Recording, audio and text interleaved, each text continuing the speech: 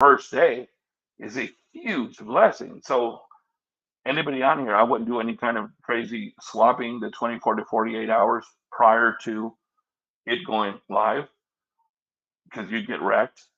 And as far as providing liquidity, which is put money in so you can back your coin up or token up, if you're doing here, I wouldn't do that either. But I will say this: it feels a little dismal on this chat right now, and that's why I want to come back in and just let people know where I'm coming from. I invested quite a bit of money in Pulsechain and PulseX. I've onboarded a lot of people, and I tell you what, we're not done. People call us crazy. I've onboarded all of my brothers, all of my sisters, all of my nieces, all of my nephews, um, all of a lot of my family members. People I know, maybe a couple of people know me on here, but a lot of people that I work with, a lot, and I would have never done that unless I did my due diligence and I did my homework and I only invested what I can afford to lose. I did not bet my rent.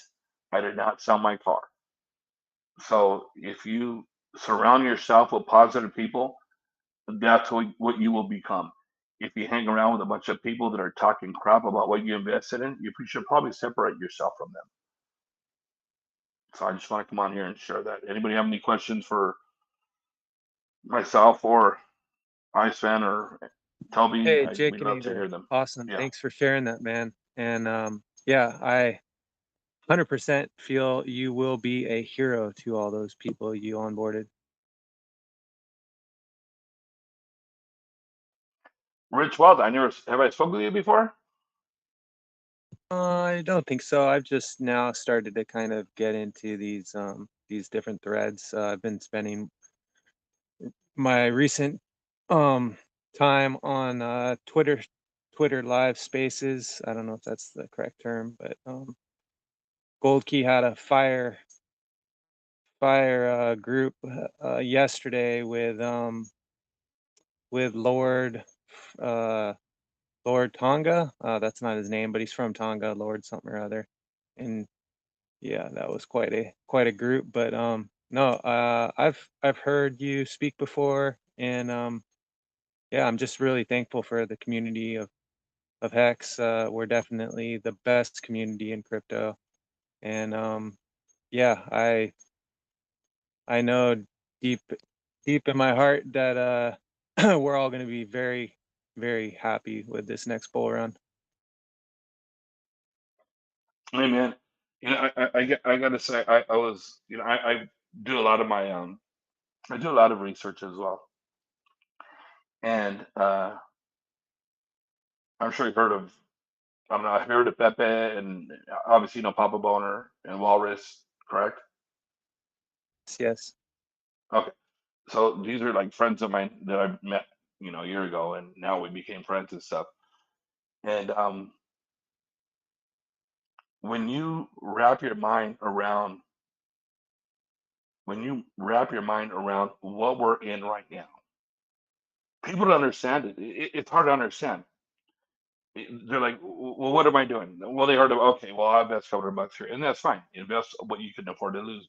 But at the same time, I have friends. I'm from Southern California. Where are you from, bro? If you don't mind me I asking. live in Hawaii. I'm sorry. From Hawaii. Oh, are you? I've been to Kauai a ton of times. Are you the main island or what? No, I live on Kauai, the Really? North Shore. Yeah, the North Shore of Kauai. Oh, so that's is that Point Poo or No, Poipu no is no south. no no? Yeah, you're in Kil- Princeville. You're in Princeville. yeah, I'm not that far north, but Kilauea area. You know, obviously, you know where Princeville is, like 30 miles from you, right? Yeah, actually only 5 miles away, Okay. but yeah. No, I've been to Kauai like 3 times, but yeah, these opportunities, these opportunities that we're in right now, it's just so mind blowing. If you look at the layer ones, what's a layer one for people that don't know? What is your definition of layer one? I'm sure you probably know. Oh, sorry. Continue that thought, and I have a question for you after. Okay. That's okay. Go ahead, Toby. Jaconator, you asked if anyone has questions, so I thought of one. Could you tell us about your hardest onboard? Because you clearly have onboarded a lot more people than I have. I think I've done about 25 or so. I don't know. But there were a couple of hard ones that are hard not to crack, especially the non-coiners, right? The ones that are never been in cryptocurrency, that have maybe heard about a Bitcoin, but that's about it. Especially those cases. Okay, so your question is my hardest on board? Yep. Okay. So you know what's crazy, Toby? Check this out. So I'm gonna speak from my own experience. First of all, I was in the Navy. I'm 56 years old. When I got the Navy, I started a trucking company. I was 20 in 1989. I got out. In 1991, I started a trucking company. In 1995, I got into the car business, and since then, I've been doing pretty well. So my father, you probably heard, is a pastor. I come from good people. I have integrity. Um, I'm a man of faith, and I'm a hard worker. So when I speak to people, because I carry myself, and again, I'm just telling you my own experience. When I say, "Hey, look, I'm investing in this. This is something new. This is something really a lot of people don't know about. You miss a Pulsechain, but I gotta tell you what, Richard Hart, this is what he did on his first project. This is what I'm doing, and now I have grandkids, and I tell them this is what I'm doing. Now, when when you there, you there? Okay, so I'm losing you, I think. you losing me? I'm sorry. You're back. You're good. Okay, so what I'll do is I'll share with them. In other words, I don't live behind my mom's home in a trailer.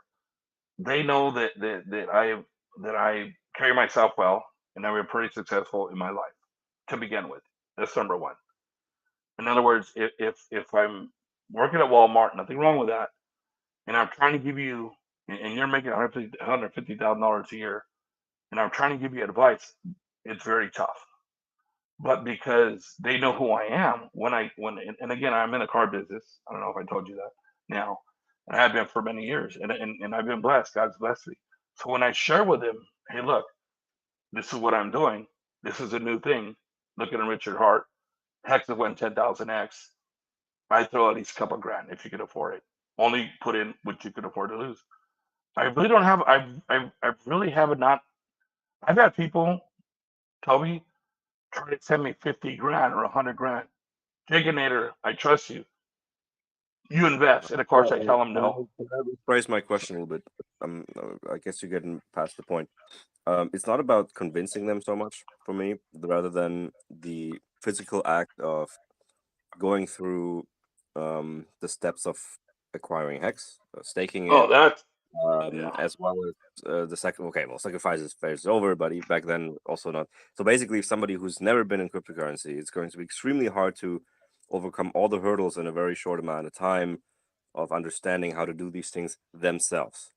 Sure, I've had people ask me to do it on their behalf, but the problem with that is they have to entrust me with private keys, which while I may be good friends with some of them, I don't think it's a good idea to entrust me with private keys. Of course not. Of course not. Yep. No, that's why. Okay. Okay. Now I understand what you're saying. No, so you're 100% right because you got to onboard it with Coinbase. You got to get them well. That's what I did, and then you got to get them on MetaMask. You got to get them a Trezor, and I tell them to get it their own computer they only use for crypto and everything else. Yes, that is hard. As a matter of fact, I have a gentleman that I met on the chat that's going to be going to a ton of my onboards and onboard and put you get hooking them up with their Trezor and Ledger and everything else. But as far as let's go back to your question again. I just want to answer this. People You can lead a horse to water, but you can't make him drink. So when if you're to share something with somebody and they say I'm not interested, then I'm out. I've been in sales for many years, and if you have zero interest in a car that I'm trying to sell you, how can I sell it to you? It's what I do for a living. I'm in the car business. I'm not a salesperson. I'm a manager at a dealership. But if you come to my dealership and you're not interested, they're not for us to talk about. Now let's go to Richard projects. If you're interested in putting some money into a project that you did 10,000x the first time, then let me tell you how to do it. And that's what I share with them. And if they're like, well, I don't know, I'm really not interested. If you're not interested, put your time into something else. Because at least I had a gentleman about 6 months ago. He goes, hey, Jake, and I heard you on board a bunch of people, and my sister, she want to get into to crypto, but you know what? I can't see sitting with her at Thanksgiving dinner, and then her losing her money. You know what I told him? I go, well, I couldn't see sitting with her in 2 years, and you invested in Pulsechain and PulseX, and you're a millionaire, and she gets nothing. To me, I'd rather have the other conversation than the first, and that's what I would say. So people, well, I don't really want to talk to my brother about it. Hold on, if you're pretty close to your brother and you want to invest some money in something you really believe in, and brother, you can only afford $500, or that's what you are okay with spending. Why not share that with him?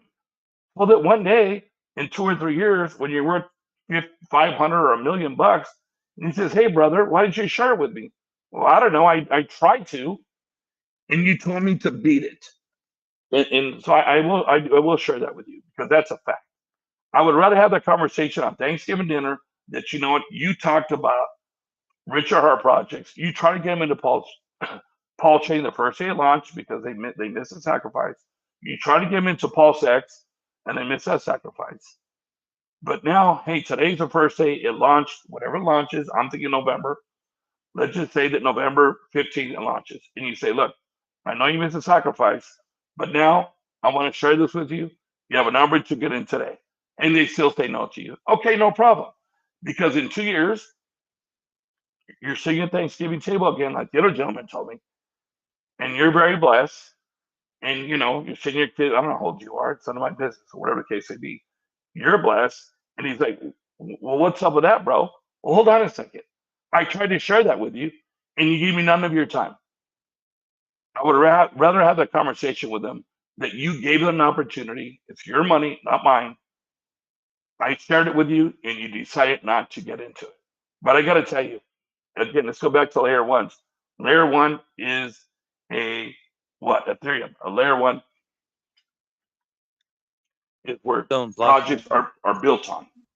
So good. I hear what you're saying. That's good. I like what you're saying, Jakeinator. Yeah, you can lead a horse to water, you can't make him drink. I think that's very true. So you can try to help people, but you can't force them to understand. Um, you know, to you can't force them to understand what you're saying, but at least give them the opportunity to be at least give them the opportunity. Thanks for sharing that, Jake. I just wanted to check if I'm doing things right or not, because I definitely had a good amount of people that I onboarded, but there's also a sizable amount of people that I let to water but couldn't make drink. And I was wondering if there's better methods to get them to do that, because in the end they do need to act themselves. I've gone as far as doing a screen share with someone, but I literally lost them on the way. It's just some people are limited on their time and patience, and when they originally thought about investing something, they thought it was going to be relatively easy, but turns out it's actually really hard, and you have to understand about the concepts, and they don't have the time, energy, or whatever to really get deep into it. I do Hey also guys. think it takes time for some people, but yeah, that's where I'm at. Hey, here's an idea, Jakeinator. I'm not volunteering you or anything, but it just occurred to me that we've got some good resources here in the community, and we can always create a room in Telegram and have a voice chat just like this with maybe 1 or 2 or 3 people. Yes. I'm willing to do that, you know. And Toby, if you DM'd me or Jake and said, hey, I got somebody who's on the fence, you might need a new perspective or a different perspective. Yes, I'm in. Yep, We great can idea. get on there and share our experience, and you know, that might help them get over the hump. It's kinetics. It sure is, buddy. Okay, cool. Okay, that is a great idea. I got to tell you, you know, Toby, are you there, Toby?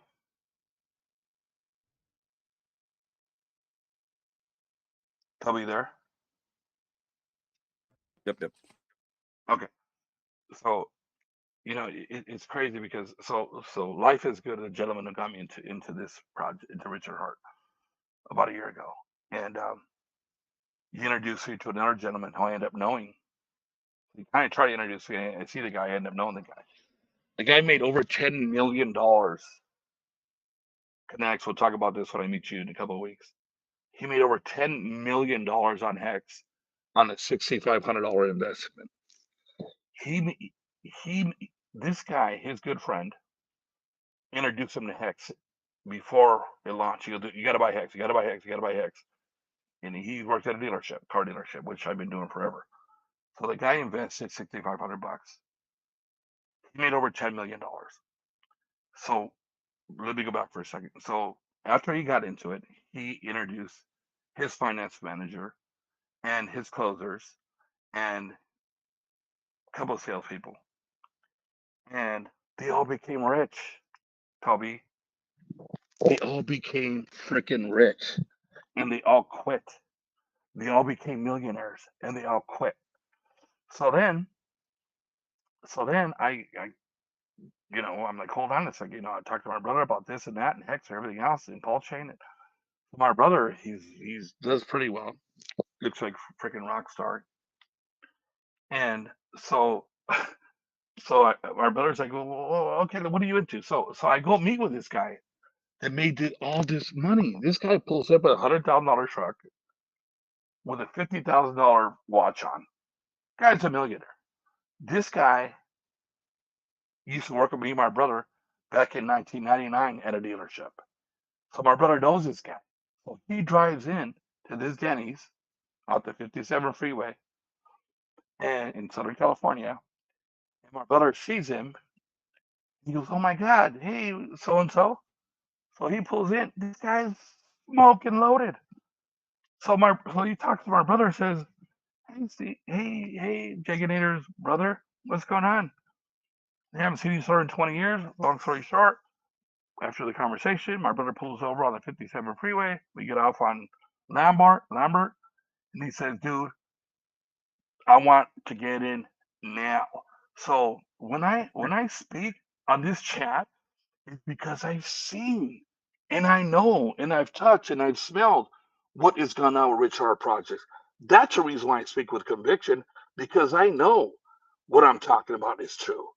Now, if you never seen it, you never tasted it, you never touched it, that's one thing. But I've done that. That's the reason why I speak the way that I do. So understand that. You can share that. You can share that conversation. Share that story, what I just told you, because people can relate with stories.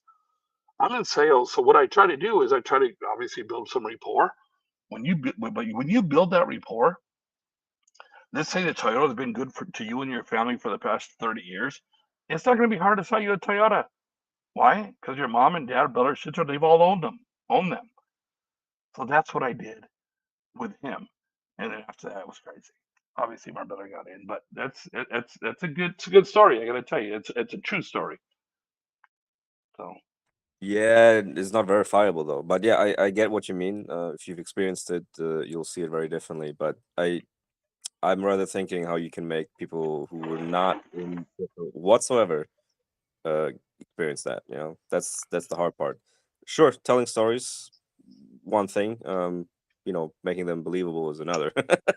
I'm not a storyteller. Far from it. Far from it. no. Well, hold on a second. Let's go back to what I said. I took my brother. He met the guy, and he saw it in person. What else do you need to know? What Yeah, about the proof is verifiable? in the pudding. He verified it. Put proofs in the pudding, exactly. So there you go. So it was verifiable. Yes, So I but disagree. I can't just tell that story to someone else and get them to believe all that shit, right? So Well, again, if they don't want to get into it, tell them not to. Have Thanksgiving with them next year and see how they're doing. See how you're doing. Let's be real. I like to tell people, Right. if you got into Hex on day one, right, it went up 2,200x, and you'd have this much money if you did that. To each their own. We're circling back to the convincing point, and it's really, it doesn't seem to be about that. Like, people are willing to, it's just they are not willing to put in the work, the amount of time and effort. Partly they do have excuses for it, which fair enough. They got full-time job, family, and all the stuff to take care of, and only so much time in the day, and understanding of what crypto really is, how blockchains work, etc.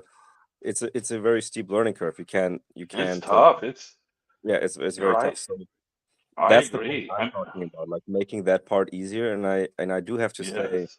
the resources available right now aren't great. I mean, I do think that the Hex community creates a lot of valuable stuff, but really just like from the top down all the way to acquiring and staking Hex, there's nothing out there yet. Like this within a 5 to Toby, 10 minute video or guide or whatever. I see here and there, and I scramble shit together and I send it over, but then I'm like, oh, these are like Well, 15 here, links I gotta open. You get what I I'm agree. saying. I I hear agree. what I you're saying, agree. I Toby. agree 100%. I think Let me, the fact of the matter is, when adoption becomes much easier, it's easier to actually navigate crypto, then there's going to be a lot less upside potential. So, Oh, that could be a way to convince those who don't really want to forego the complexities of crypto. It's a way to convince them, hey, listen, if it wasn't so complex, everyone would be doing it, and if everyone's doing it, yes. then there's less money to make in it. here's my take on it. I mean, there's a reason why there's certain people that are early adopters and late majority, and I think the bunch of people that I'm talking about are just bound to be a late majority, which sucks for them, but it seems to be just how it is. Not everyone's going to be an early I adopter, I guess. I agree. But So, there's ways to help people when you yourself become rich, right? Like, maybe you can't help them become rich, but well, what are you going to do with your money once you have a lot of money? And help people. exactly. So, that's another way of um I just think that's a different way of helping people in the long run. Can I just go ahead, bro? You want to add something? Yeah, well, Toby kind of alluded to it actually just now, but the pitch has to be different, right? A great salesperson doesn't whatever they're selling, they don't just give them a fire hose treatment without understanding their understanding of what they're trying to buy, their interest level, their history, their interests, the type of person they are. You've got to read somebody before you start pitching them, or you're just ignorant, right? So Yep. if you just start in with some pitch, you're probably not going to hit the mark. You got to first ask a lot of questions. And if the people that you're talking to, a majority of them don't understand crypto, well, then you can't start with Hex or Richard Hart or any of that. You have to start with crypto. What is it? What's the market cap? How many trillions of dollars have been pumped into this? Why is it not going away? Because those are the biggest fears, that people think it's just, well, I can't get my money out. I can't hold it. Is it real? Is it a fad? They don't understand how many trillions of dollars have been pumped into this and how much of the legacy markets are transitioning money into it, and why that is, and what countries have adopted its use, and what's happening with even the central banking legacy finances. Financial institutions are trying to reappropriate the way they do things and transfer money internationally, et cetera, et cetera.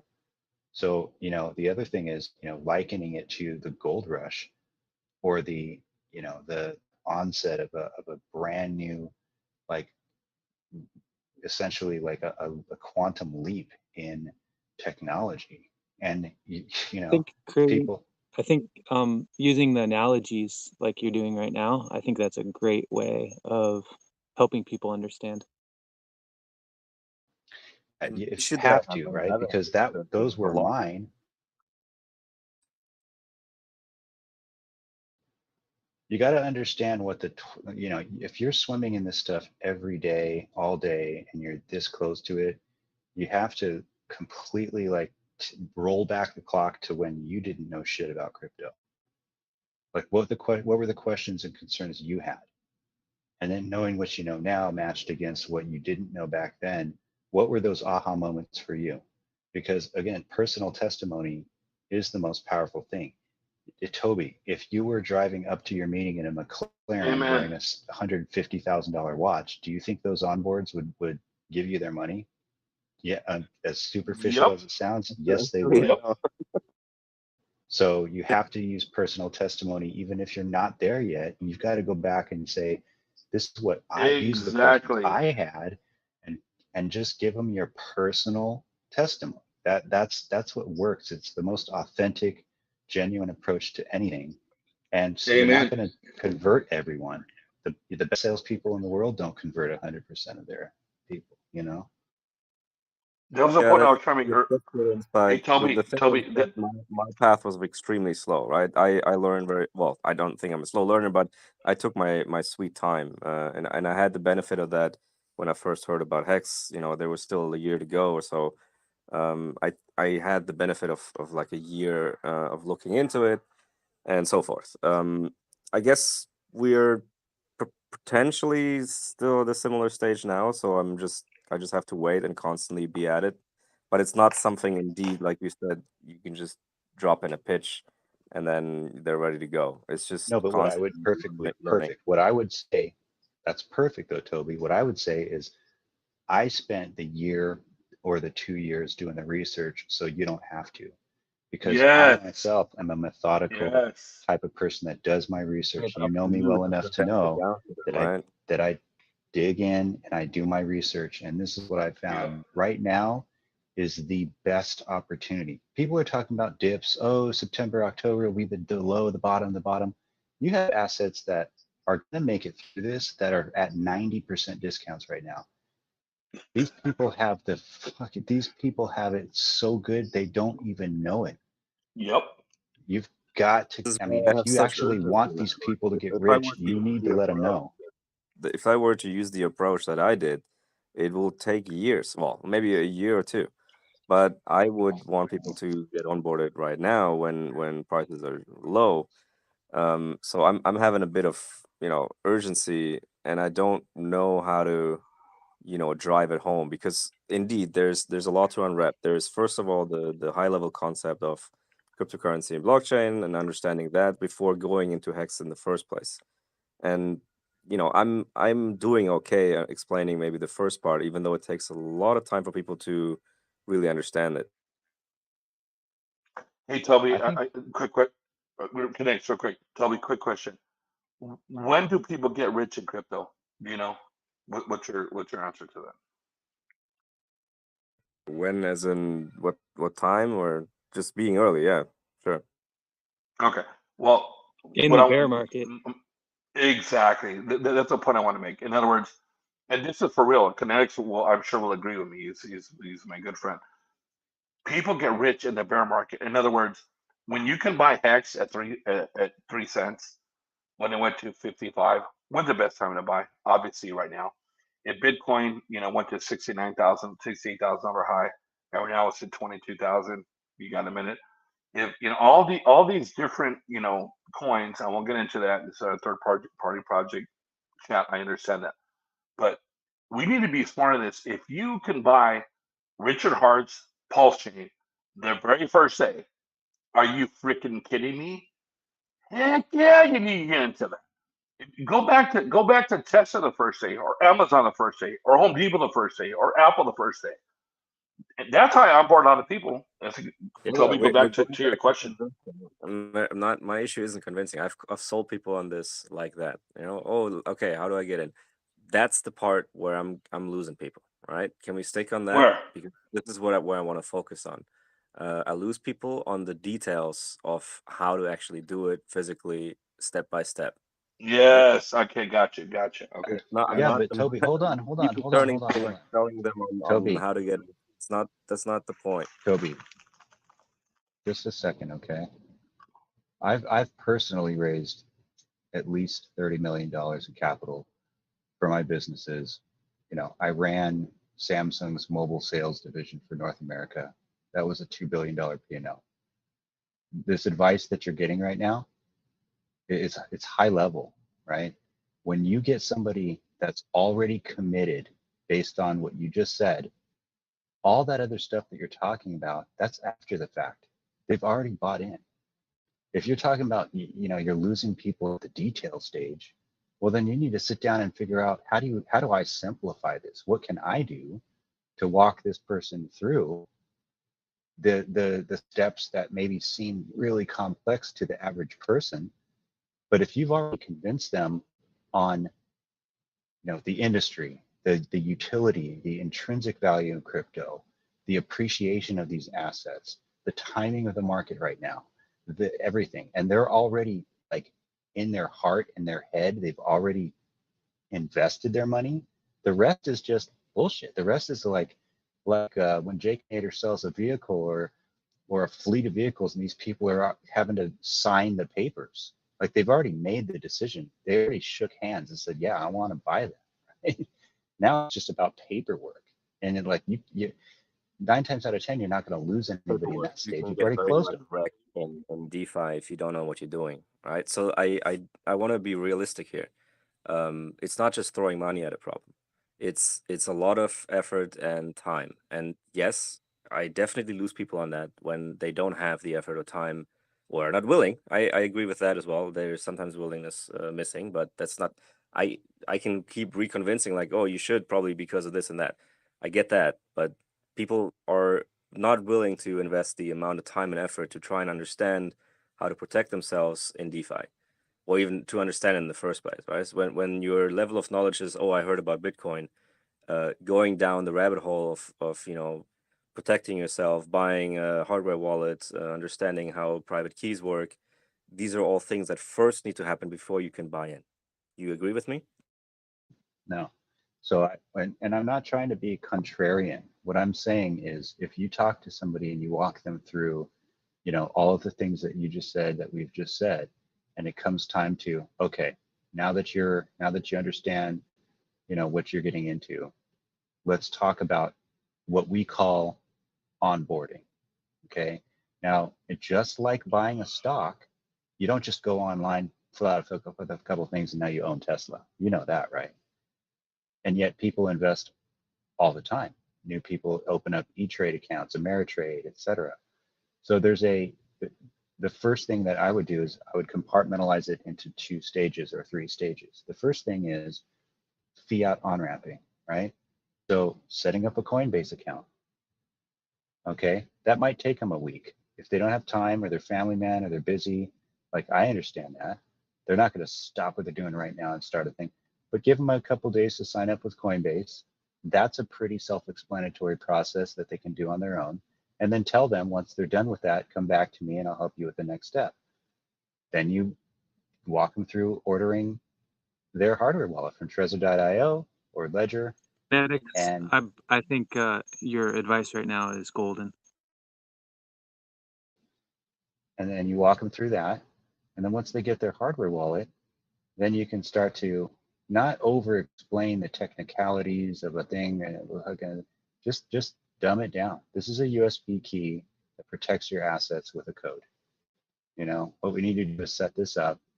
And there's a lot of resources, like Papa Boner has done some really thorough explanations of how to set up a hardware wallet and a MetaMask.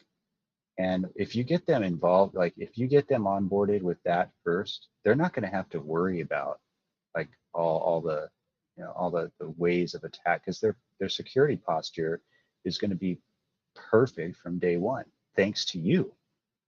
You know, thanks to you, they're gonna have no problems with that. Yep. But that's it. It's a two-part process, and that's kind of how I was onboarded. The guy that onboarded me was a day one Hexakin, and then kept buying in with everything he had until he had 9 figures in his account. So that's the guy who onboarded me. You see him in pretty much every, you know, all the highest to stakes teasers, and has the most subscribers on YouTube, has the biggest network of YouTube influencers in the Richard Hart community. And that's exactly how he onboarded me. Was first go get your Coinbase thing set up. Didn't have to go into detail. I went on there, self-explanatory. I went on there and set it up and called him back. Took me about 4 days. No, I'm talking about Discourse Syndicate. There's different people that have different, let's just say, learning paths. But yeah, Sure, understood. I did all these steps, but maybe I overloaded them with too many resources. Yeah. I'm trying to, this is why I'm asking here, right? I'm open-minded. I'm trying to figure out how other people are doing it to see what is more efficient, because what I did is exactly the same thing you just said, but all in one go. I just said, look here, you got to do this and this, and I sent them all the 15 fucking links, and they were overwhelmed. Right. So I guess I go back to the drawing board, start from scratch, and say, you know, first open up accounts here, and then, you know, swap fiat into whatever, and then next step, and next step. But you know, I did it all in one go. That way. Hey Toby, I do want to say this, bro. You're very few and far between. There are so many people that come on to, well, this chat or a bunch of other chats, and they want to get their bags pumped. And oh yeah, well, you know, I onboarded, you know, my wife, and but you know, I don't really want to talk about it. I just want to make money. That's a bunch of bull.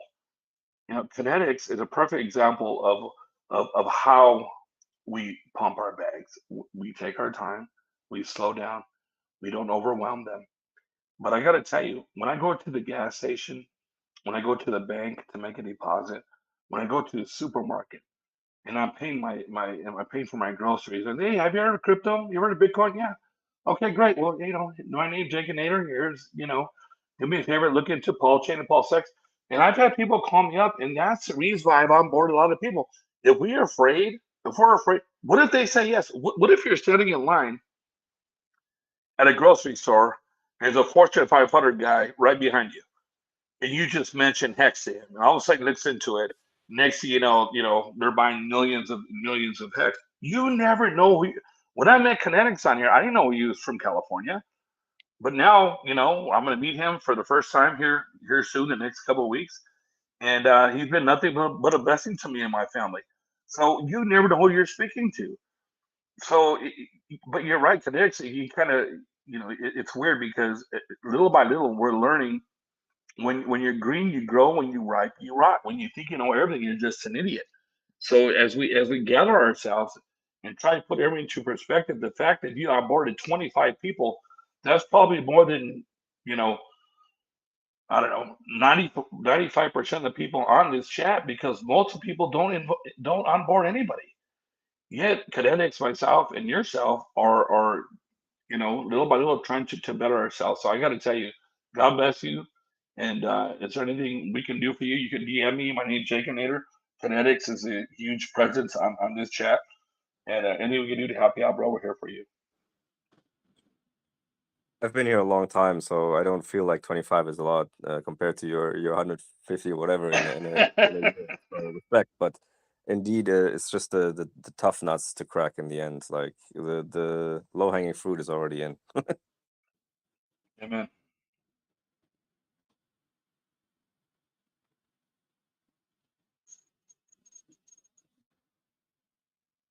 Yeah, you got a lot of smart guys in here, man. Rich, again, Tony was on here or is on here. Crypto King, freaking Antonio, Viking R. Like, these guys have been around listening for a very, very long time. I'm not sure how much they can do, but you know, these guys definitely know what they're talking about. So, I mean, and HEXradio. where's he at? Oh yeah. HEXradio is on here too. So it's a good community, man. Those are good questions for everybody to, or even Baconator and I to talk about, because it kind of reinforces some of the things. We get new ideas, like again, creating a little group in Telegram, it's like that could help too. And I've done that with other things where, maybe we're thinking about a new protocol to launch, or we want to get a good, heads together to kind of flesh out some ideas that we have for forking a protocol or something like that. And you just put a group together. Now you got 3 or 4 guys on a group, and it's like minds. But we should do that with onboards, because guess what? If they don't have a Telegram, you just set them up with a Telegram, and now they can just sit in a chat and listen for a couple of months. Right? Hey, Kinetics, I want to share this real quick. I think it's important. I was watching this thing last night about Apple and how they came about, and way back in the '80s. I didn't even know they went that far back, but they did. And they were talking about coming up with this new computer and this and that and Macintosh and everything else, and then Steve Jobs, young man, he comes on. He goes, it was a commercial, or not a commercial, but an interview. And he goes, it doesn't matter how many computers we try to build. If people buy a computer and don't have any idea how to use it, what good is it for me to build a million computers? And I thought to myself, oh my God, that's crypto. That's crypto. Because as excited Kinetics as you and I and all these different people, Walrus and Profix and Papa Boner and Toby and all these different people, we could be so excited, but if we bring them on board, or we try to bring them, and they say, okay, well, Jake and Nader, okay, then how do I do it? Or I'm interested, but how hard is it? And then we get into that. Then it's like, wow, that's the reason why it is so tough. It's hard to onboard people. Thank God I had the opportunity to onboard a lot of people and had to walk them through it myself. But Richard Hart even said last night, I want to say, that if you don't show them how to do a Coinbase, how to do a MetaMask, how to get a Trezor, everything else, and again, we don't get ahead of ourselves. But let's go back to Steve Jobs for a second. You could give them a computer, but if they don't know how to use it, in other words, I could tell you about Richard Hart projects, but if you have no idea how to get into his projects, what good is it? Doesn't that make sense? Pretty Agree. much need to hold There's an people's hand. opportunity to dumb things down. I don't think we're quite there yet. There's a lot of cool, easy tools. MetaMask is nice and all, but the entire thing could be rounded up and dumbed down a little bit, in my opinion. But I'm also still working out how to best do that. But do you agree with what I'm saying, Toby, or no? That's everything into one. I agree with you, man. I totally agree with you. I mean, if you don't agree with that, I don't know what we're talking about. I'm just. Yeah, I've had to hold a lot of people's hand in onboarding, and yeah, it's a lot of these concepts are new to people, and it's kind of like, it's a bit like riding a bike. I've noticed though with people is, there's the challenges at first, but then once they do it, it's a lot easier.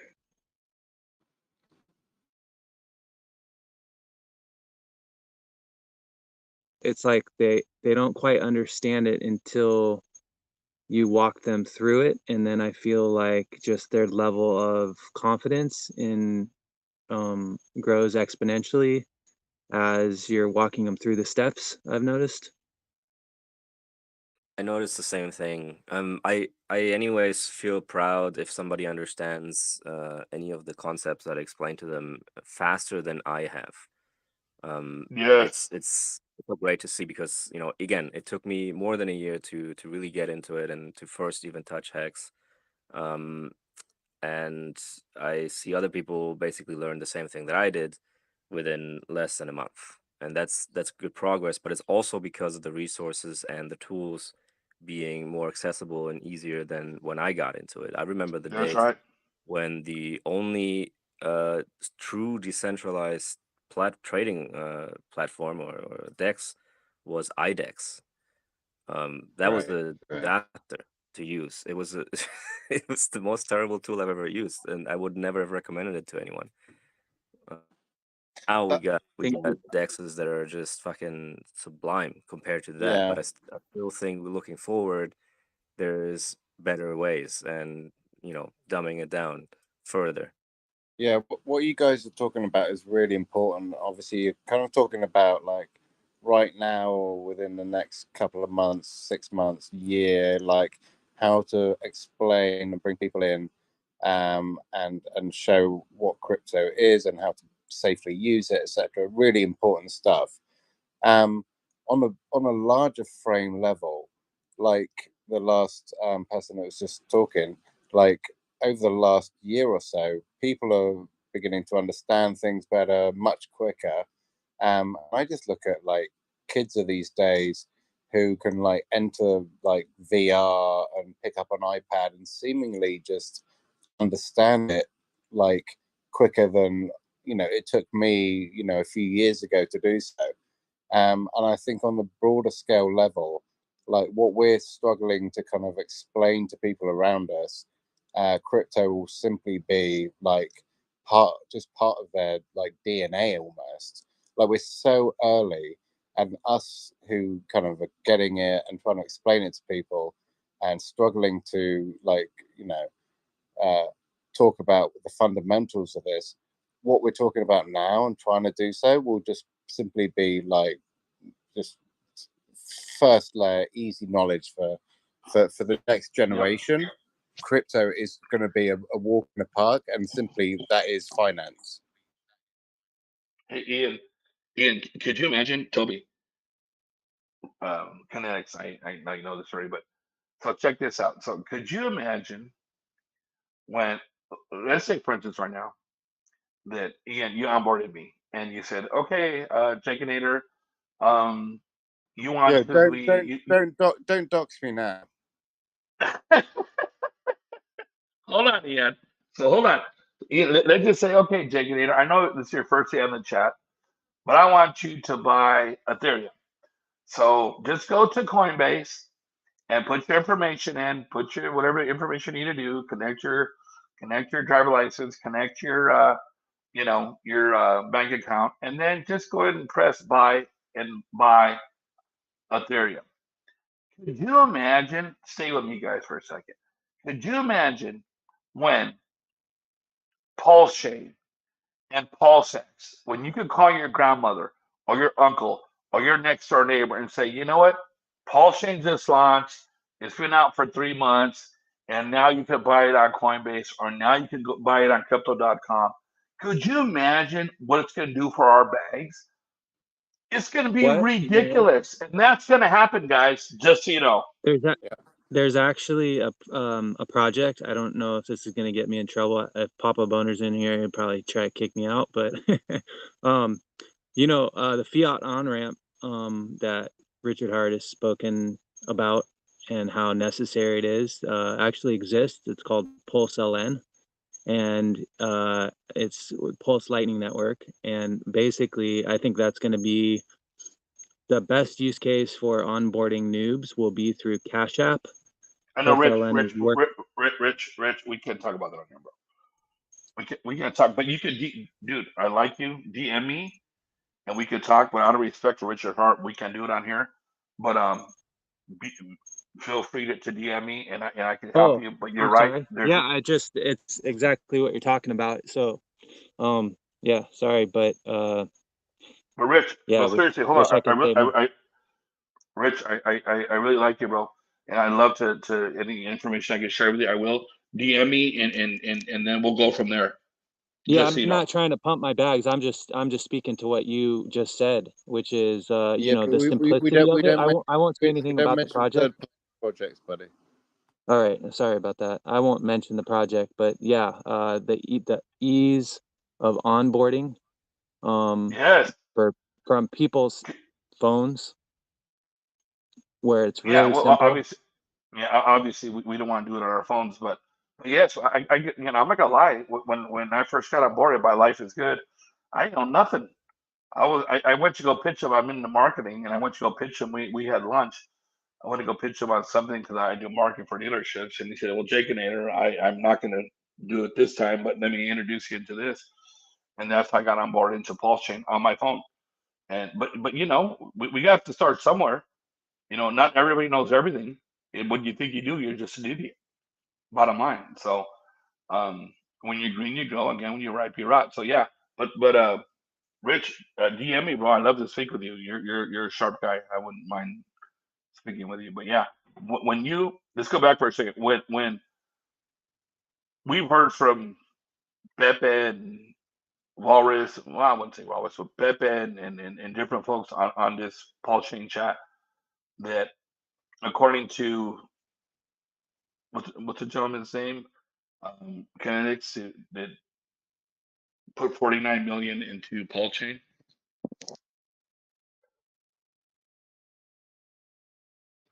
Ooh, Rackham. Yeah.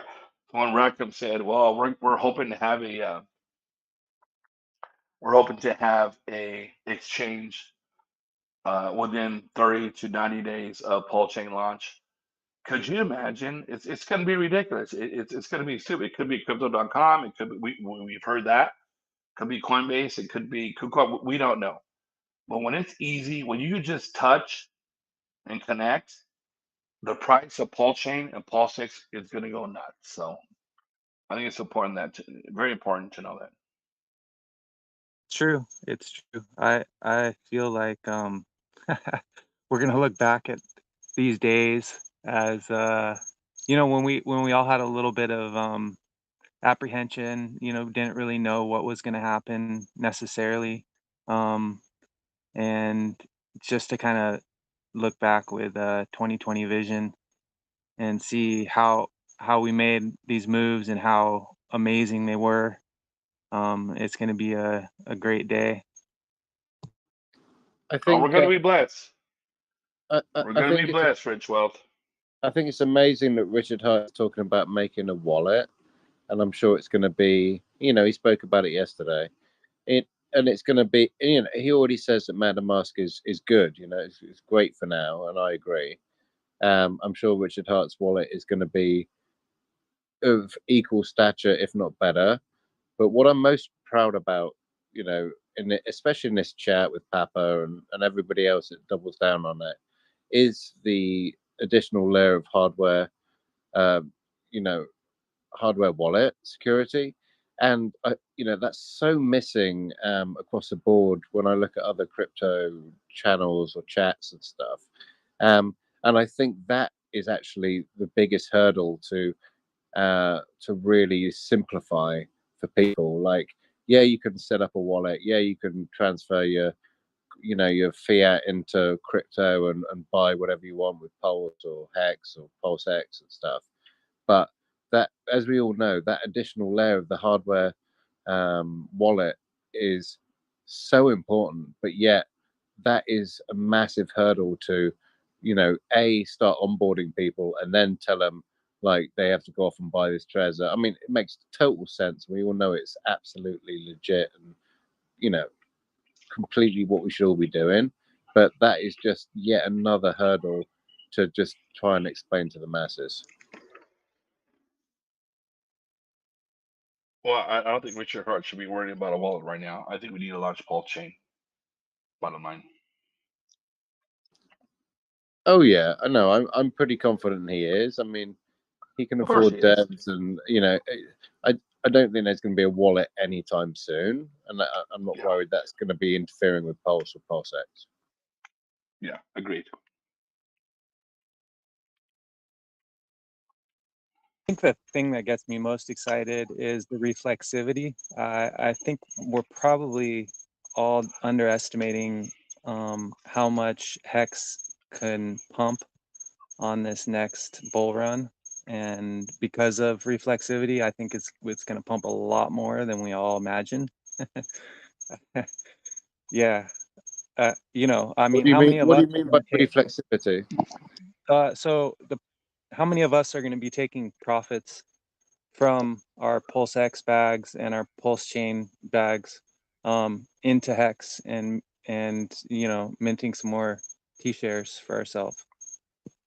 Me. Wait. What are you talking about? What? I'm talking about you know, when we take profits from PulseX and Pulsechain, you know, When? When? how What are you talking many about? people are going to be taking profits into Hex, right? No, hold on a second. He's being bullish on Hex. It's good. I Well, agree. I agree. I'm going to be looking to get more T-shares in Hex for sure. As the price goes up, I'm going to be looking to store that value into T-shares for sure. okay, Ian. Okay, that's your perspective. Then let me give you mine. Ian, let me ask you a question. What will do a 10,000x first? Will it be Pulsechain, PulseX, or Hex in the next 2 years? What are your thoughts on that? I know, but I don't know. But I think No, that you do know. No, you do know. If you did know, what would it be? I think that turning profits from Pulse and PulseX in a year or so into a 15-year T-share is probably pretty sound. Okay, well, that's your opinion. You wouldn't answer my question. Let me ask you a question again. Sure. Okay, so in the next 2 years, it's 2 years, what will do? Forget about a 10,000x. Let's just say 1,000x. What within the next 2 years will do 1,000x? Will it be Pulsechain, a level one, PulseX, a DEX who we've known, if you look at the records, have done almost 300x in the first 365 days, or Hex? Which will do the best in your thoughts? If don't say you don't know. If you had to know, what would you say? Pulse in 1 year, PulseX in 2 years, then Pulse will come back and just take over. And then Hex as the store of value with laddered T-shares is the way to go. Yes. Okay. Yes. Okay. So they're on the same page. I hear what you're saying, Jakeinator. Follow I my think for lead, Jakey. myself, Follow my lead. Follow my lead, bro. I'm gonna be blessed. yeah, I'm telling you. I hear you. Believe me, I hear you. I just you know, in this last bull run, I didn't take many profits. Fortunately, I did sacrifice for PulseX, but I think for myself, I have realized that I needed to have taken profits on the way up, and I didn't. And sure, you Yes. know, I was in some coins that I didn't have a big bag of Hex. I was in a bunch of other coins, and it was painful to see, basically to have not taken profits. And so now I have a a profit taking plan, and I'm going to stick to it. Amen. And Yes. You have to take some of my profits, bro. profits, yeah, some of my profits on the way up are going to be taken into fiat and to Amen. improve my life, but then also I'm going to you know, take profits into Hex as well. So it's just kind of like, But I oh, will say this. I yeah, will say this. I want to share this with you. Okay. So all these I know probably, I don't know, quite a few Hexicans here in Southern California that made a shitload of money on Hex. Okay. So what they're saying is this, just so you know, they are thinking that Hex on the Pulse chain is going to go ballistic. And I'm not talking about people who own 1,000, own 50,000x or 1,000x. And I'm not a big, you know, I own some, you know, I invested pretty good on Hex. But these people that own millions and millions of Hex, they're thinking that Hex on Pulse chain is going to go crazy. And why is that? Well, I don't know. Maybe the gas fees. It's going to go freaking nuts. So what they're thinking is this: if Pulse chain, I'm sorry, Hex on Pulse doesn't reach parity the first day, they're going to dump their Hex on Ethereum and go balls in the Pulse chain, because if you could get Hex on Pulse at a tenth of a penny or half a penny or a penny or 5 pennies or 10 pennies, 10 cents, Why wouldn't you? And that's a fact, and that's what they're going to do. I don't know millions of Hex. I wish I did, but at the same time, now let's think about the other side. Pulse Hex on Ethereum, the APY is going to go through the roof because less people will be. You understand that or no? Yeah, I mean, you're talking about liquid hex, obviously, because if it's staked, you can't sell it. Obviously, yeah, obviously. But if you're staking your Hex on the Ethereum side, the less people that are staking there, what happens to your APY? It goes through the roof. Would you agree? Uh, That's a yeah, fact. I mean, There's no disagreement the with it. It's a the fact. stakes are copied over, right? Like the stakes are copied Yes. over, Yeah. so I No, don't they are quite copied over. understand what you mean. Okay, what I'm saying is this: the less people that are staking on Hex. Now, keep in mind, a lot of people don't Hex on the Ethereum. A lot of them have been selling out because they think their gain is going to be more on the Pulsechain side. It's kind of gets kind of complicated, but just being real, because the fees, they're thinking that if people that only have $500 to invest in Hex on the Pulsechain side, they'll be far. Think about it. If there's 300 or 400 million people in the United States, forget about the world. I agree with what you're saying as far as yeah, like Yeah, you know, the gas fees are gonna be so super low. I mean, come right. on. So Nope. people could, you could do a lot of short stakes even, you know, if people, you know, Yeah. if you want to make a yeah, so the gas fees are going to be low, so there's going to be a lot more staking. I get that. Yeah, Yeah. but basically, Rich, what Jake and it's kind of saying is, when Pulsechain launches, it's going to be so much cheaper and easier to for people if they're going to choose between Ethereum Hex or Pulsechain Hex. They're going to go to Pulsechain Hex and put their capital there, stake it on Pulsechain, and therefore there's going to be less stakers on the Ethereum chain and Hex. And because of that, because there's less stakers on the Ethereum side, the APY is going to be much, much higher on Ethereum than the Pulse side, because there's going to be more people Amen. staking Pulse than ETH. So the APY of Hex on ETH is going to be much higher than Pulse, is a thought. No, it's a Yeah, that perfect makes thought. sense. It's a perfect thought. Thank you. Thank you. Yep. But what does that mean? What does that mean, Jaconator? Ian, I haven't talked to you in forever. How you doing, brother? Very good, man. I've been traveling around Europe for the last 8 weeks. I just got back to the States. Are there any good-looking women out there? I'm single now, bro. Is there any good-looking women out there in Europe? I might have to fly out there and meet you one of these days.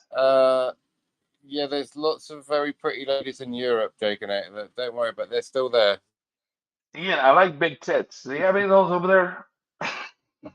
I mean, Ian, are you a pimp?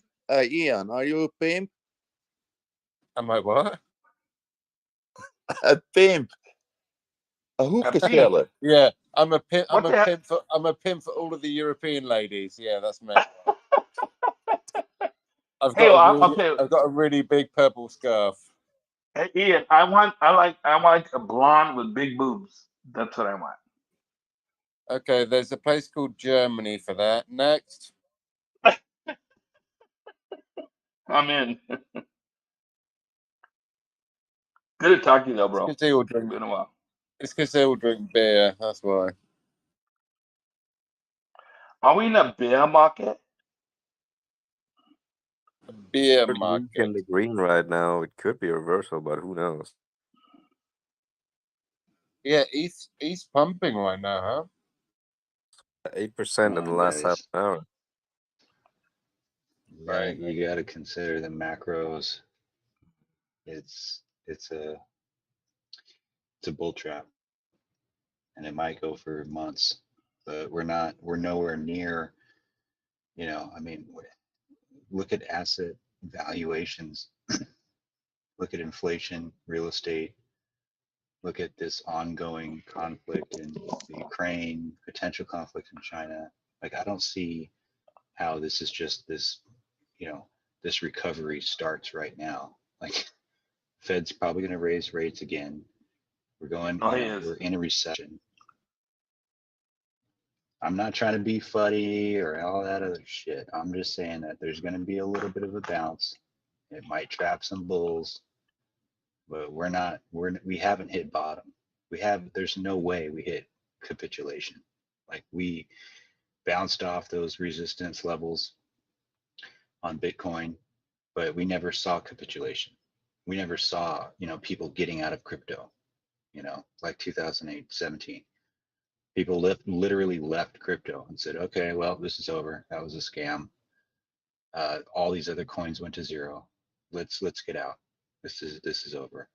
That's capitulation. A little bit of getting Not out, this, well, actually. I'm going to hang on. I'm going to try to, you know, okay, but it's still not, you know, the overall sentiment. There's So definitely capitulation, but capitulation is never the end. Don't conflate those two. I know Capitulation. the cycle well. I know the cycle very, very well. And capitulation is, you know, the beginning of the bottoms that they bounce around there. But, you know, capitulation is the beginning of the you know, the anger phase and the, yeah, I understand.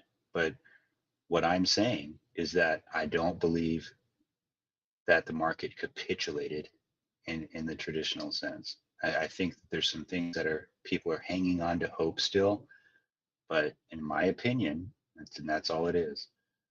We're going to see this bottom carry itself out into an elongated cycle, you know, maybe through toward the end of the year. And then the recovery is also going to be longer than we've seen in the past, where, you know, it's going to hang out kind of low, maybe bounce up a little bit here and there, but we're not going to see these within a year all-time highs. That's my personal opinion. There's too many things that are lingering that take time to recover. Look, when the dot-com bubble hit, it took 8 years to recover. You know, if you look at the 80s, I mean, the 10 years to recover. So, like, we have to be realistic here, right? I'm not saying it's going to take that long. But if everybody's looking at 2 cycles in crypto as if it's like the arbiter of what's going to happen in the future, that's where you're going to get caught. Not enough The information. difference I between agree. a full recovery and the start of a bull market is also there, right? There was a very long time frames. There's no way in hell that within a year we're gonna see all-time highs. I think that's nobody's expecting that. But I do think within a year we could see a start of a bull market. The start of a bull market is being very close to the bottom. I disagree. Between 6 to 18 months, yeah, I agree. Toby, I disagree. Everyone has their opinion. Well, that'd be Yep. great, but where are you? What's fueling that recovery? Where is it coming from? Are you talking to me or Toby? Toby. When you're below the average cost basis of the market, that is what's fueling the recovery most of the time. I agree. Looking at macros is important. So there's no momentum there right now, and I fully agree with that. So this year, nothing's gonna happen in that regard, but we'll see starting February, March next year. What's up? I It's disagree. hard to- Toby, until I gotta tell you, until you can't buy Bitcoin at a discount, then we're not at the bottom of the bear market, right? That's what Richard said. And by GBTC. You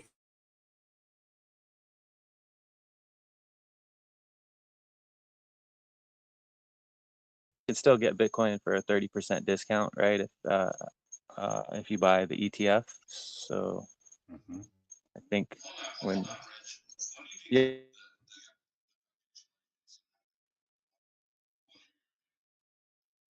Your Yeah, mic's Jake, wrecked. GBTC ain't going anywhere.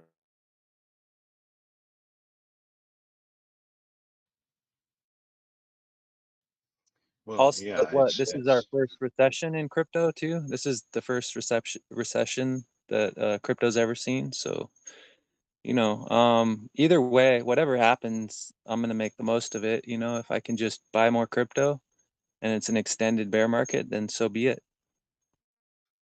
yeah, start DCAing in right now. Don't get caught in a bull trap. DCA in when you see those prices at a 90 plus discount from all-time highs from the last cycle. That's pretty safe. But you're going to see a lot of coins go to zero. I think you're going to see 50% of the altcoins, 30 to 50% just go away. Like weak hands aren't even getting shaked out. We're just hitting a low, but it's not total despair and destruction. And I mean, there's too much going on financially. Like the question was, where does the momentum come from? Where does the economic energy come from to take us into recovery? When people are pulling out of markets, when interest rates get to the double digits, when foreclosures hit all-time highs again,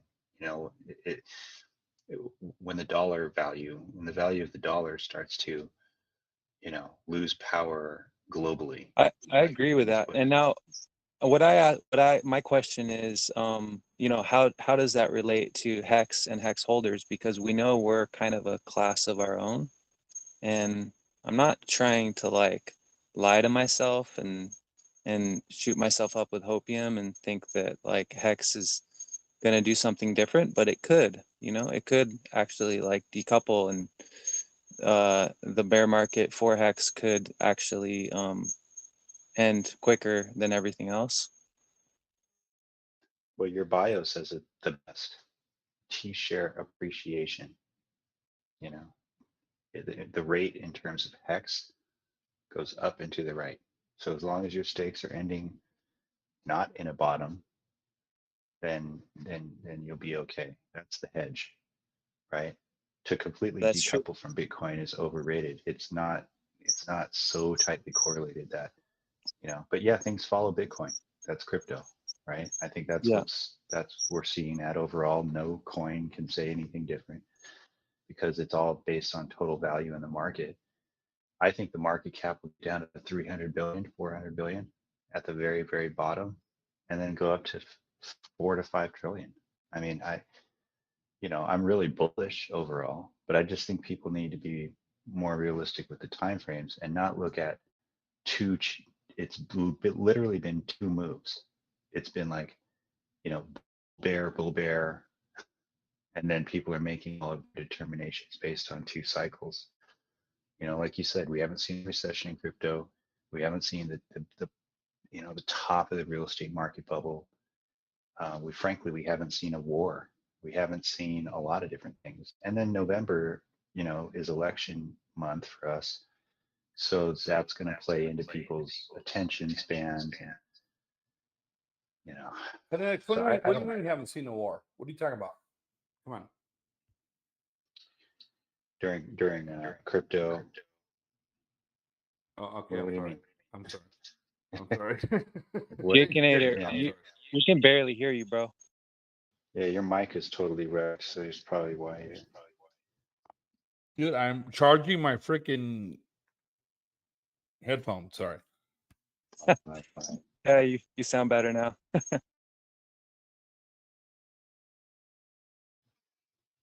So yeah. Okay, where you're coming from with Hex potentially doing something different. It can, right? It totally can, because it doesn't take that much economic energy to move it up, but it doesn't mean it will, because it does still move along with the rest of crypto and the overall markets. Can't deny that, unfortunately.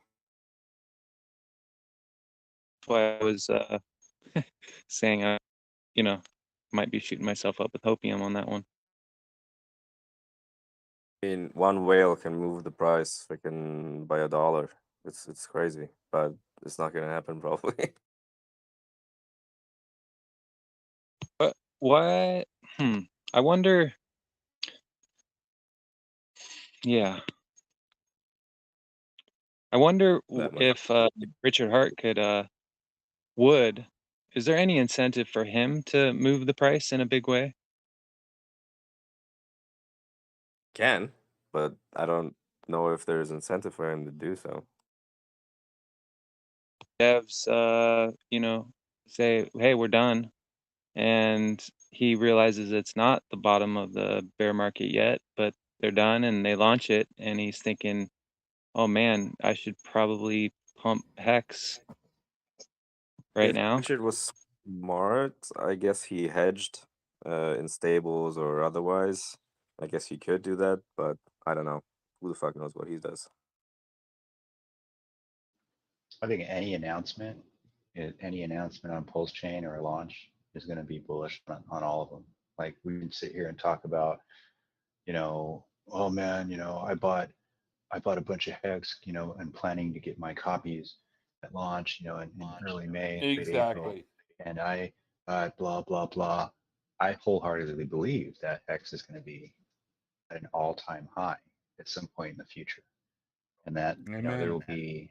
I don't know about the parity thing, but I think that if people see PHEX at some ridiculously low price, they're gonna freaking ape in, and if they see EHEX dropping, they're gonna buy a bunch of that. So I don't, I think there will be some sort of correlation between those two assets, but I don't think you're going to see 3 cent hex for very long. Like, it may dip down and may go to, under 2 cents or whatever, but if we're going to get over 50, 60 cents at some point in the future, so what? Like, you should be accumulating as much Yeah, as who possible right now. cares? Exactly. See I agree. some liquid hex sell-offs to get into Pulse once it launches. I mean, I would assume that a lot of the hexkins are already in terms of sacrifice and so on, but maybe there's a bunch that missed the boat. No, that's a good point. Most of those guys are already in. So who's actually going to be trying to sell? Maybe the guy that missed the Pulse Sacrifice, but there's other ERC20s that they can swap for that too. So are they going to just, liquidate all of their hex first, or are they going to take their ERC20 copies or their DAI copy or their USDC copy if it doesn't get invalidated and use that to get into Pulse? So I think people, I don't know, Richard Hart Maxi's definitely not going to be, letting go of any of their PulseX, or Hex to get into one or the other. I don't see that as being as big as people are talking about, because a lot of people have a lot of time. They've had a lot of time to accumulate dry powder and have that ready to go. So I think there's definitely going to be a lot of that activity, but I don't think that's like this whole concept that everybody's just getting Hex so they can swap it into Pulse. It's just crazy to me. You're going to see the price pump when, look, if we're on this chat and Richard Hart just announced that we're launching tomorrow, like all the FUD goes away from him. We go into euphoria mode. The whole mindset changes. Yeah, that'll be very exciting. At the Heck same yeah, time, man. I'm patient, it's when it happens, it's gonna be perfect. That's right. Agreed.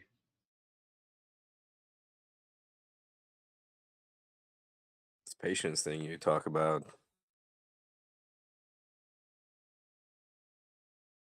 Do that around here.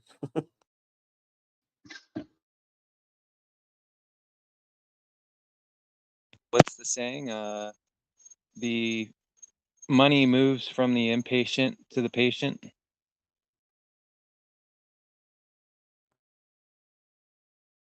Yep. Yeah, there's Well, another saying that says, buy when there's blood in the streets, even if the blood is yours.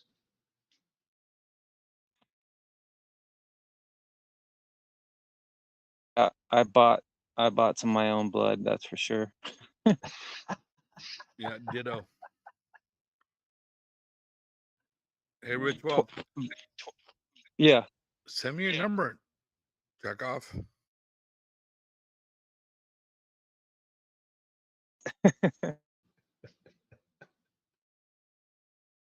Hey, Kinetics, I can't wait to talk to Elsa Mac tomorrow. Not a big fan of that dude, just so you know. Yeah, he's he's got some good. He stays active. He's good for. He's involved in all the other projects. He's really, I think he's really into that. But, I don't know. But he's new. He's new to Hex overall. Yeah. Yeah, he sounds like Crypto's brother to me, just so you know. He pisses me off. Between you and I, that's what it is. Look past the personality mismatches, sometimes.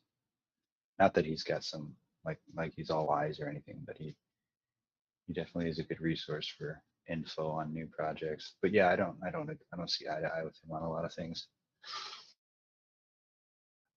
Amen. Good evening, guys. Checking it. How are you, brother? Willy Wonka, what's up, brother? Hey, man. Long time. I pop in the chat every once in a while.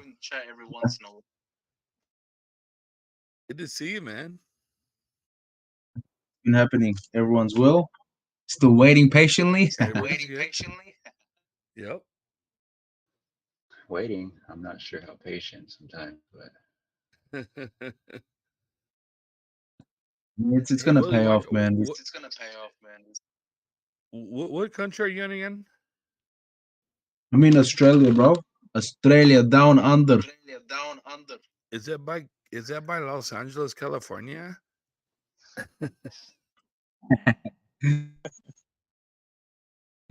Man, yeah. I'm gonna come into the States soon, but yeah, it's very cold down here. I'm sick of this place, bro. Dude, when I was in the Navy, we were right about to pull into Australia. We're like 50 miles out, and all of a sudden our orders got changed, and we had to pull out. And I never got in. I was ever able to go into Perth. We were going to Perth, and I was so pissed off because I heard the women there are so pretty, and I like Oh white my women. God. I like Mexicans too, but I like the US women too, but man, the girls here are a little bit different. They're nice. Like you want to be in the northern beaches and stuff, you know. Or surfer girls. Very nice, bro. cool. Airdrop, you have to come to Europe because all those Ukrainian girls, they are all spreading over Europe now, and they are all free. Are you serious? Yeah, and the most beautiful woman from Ukraine. Very feminine. That's for I sure. saw some I saw some pictures of Ukrainian women, and they're very pretty. Unreal. They're beautiful, bro. God bless you guys. I think it's the country living, that makes them beautiful. They're eating really well, and they're mostly farmers, huh?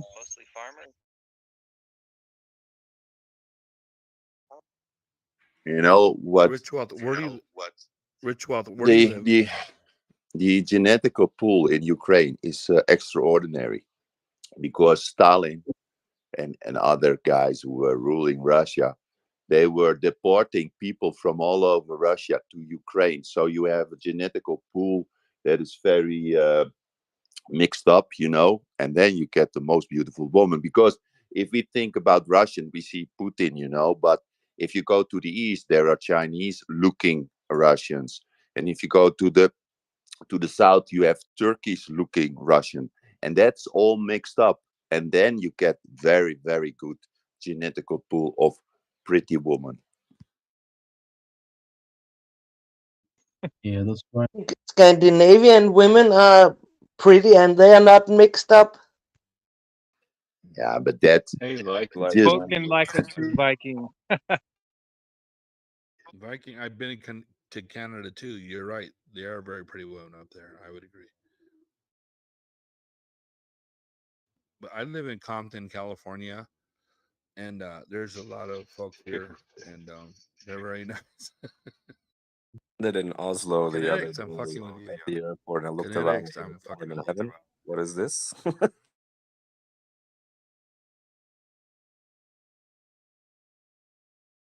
No, I just love Latino women, man. Everyone's got a thing, you know. For me, it's Latino women. Nah, I'm not into Latino women. I'm Latino, but I like a nice, soft It's rare, spoken. very rare here, bro. Very rare to find Latino culture.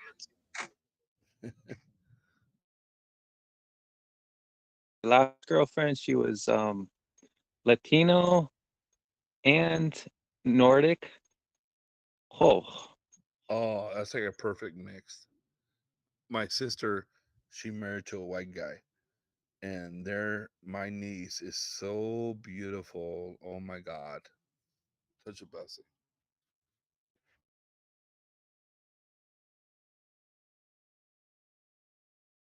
how's Richard Hart's latest fling that he took out to dinner? What was that, a couple weeks ago? A Danish woman, yeah, she's hot.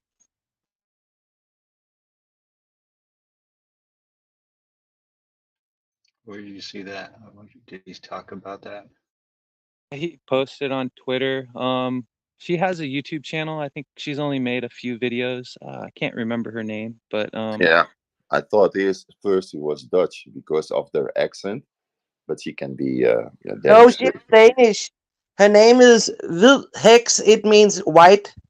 Hex, and Hex actually in Danish means witch. So white witch.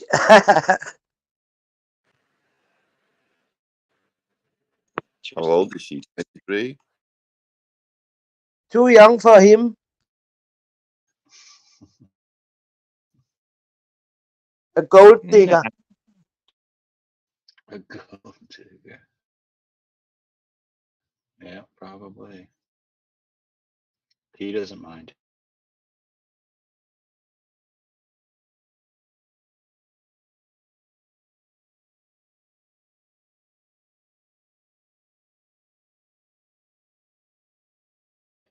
He can take all the money he's saving from hiring a P firm and spend it on her.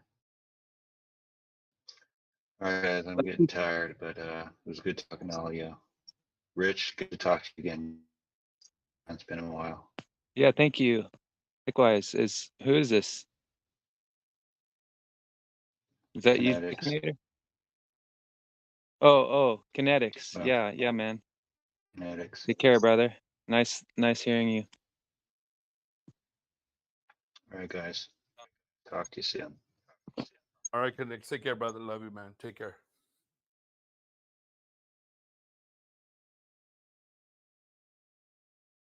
Hey, Rich, you sent me a number, bro. Or what? I did. Actually, grew up in Southern California as well. I had a farm with my brother in Awanga. We used to do 9 farmers markets a week between San Diego and LA. I did the Hollywood farmers market for about 5 years back in 2000. Nice. All right, I'm gonna hit it too, bro. We'll talk to you soon. Bless up. Take care, bro.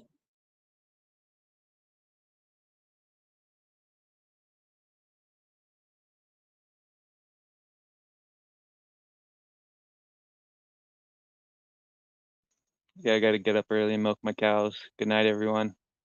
Good night, Best man. Yep.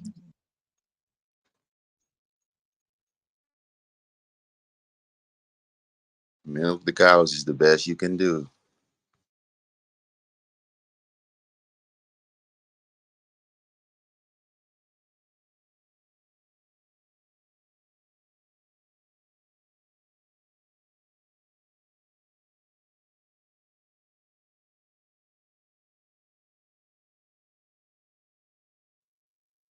How about this market though, man? I mean, one week it's going up, and then the next week it's going down. Um, we've been in this bear market for like a year now, I think, almost a year.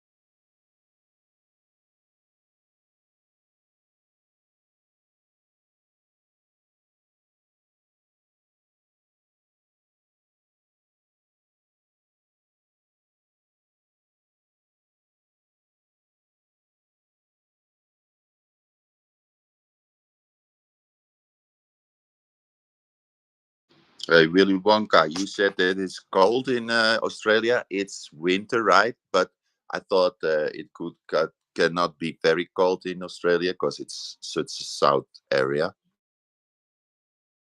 Yeah, bro. It's very cold actually, man. Um, I would expect it not to be that cold as well, but it's like -5 degrees, -10 degrees at nighttime. But yeah, man, it's been freezing at the moment. Is it extraordinary cold or is it just the usual cold?